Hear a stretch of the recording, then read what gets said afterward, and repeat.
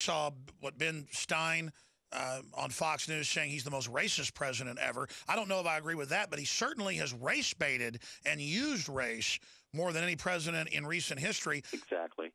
What do you think about Obama? I have no idea what's in his heart. I have no idea what his true beliefs are, but it's very clear. They've made it as clear as it's ever been in the last 2 weeks that they're willing to use race to divide the country and get out the vote and use racial fears to get their base, out to the polls. And I think it's effective. It works. Fear works. It works for me, by the way. I'm motivated. When I'm afraid, it motivates me. I think human beings are all that way.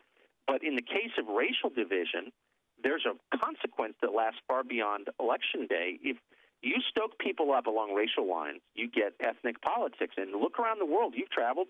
You know, practically every other country on the planet is divided by ethnic politics. We haven't been historically, but we're moving in that direction. And it's really scary because ethnic politics doesn't go away. If you and I disagree on an issue, the issue can be resolved and we can become friends again. If we're divided by race, race is immutable. It doesn't change. We're always divided. And those divisions can be bitter. They can turn violent. I mean, you don't even want to play with that stuff, and they're doing it in a big way, and it's reckless.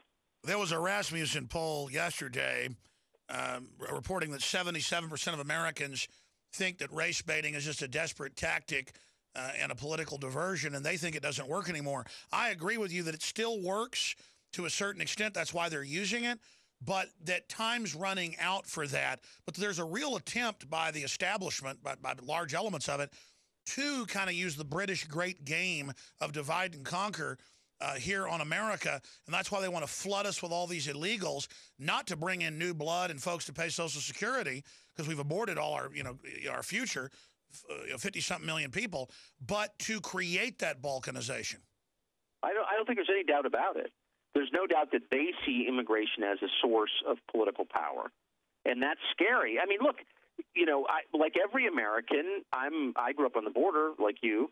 I'm kind of pro-immigrant in a lot of ways. A lot of immigrants work hard. I'm totally for it.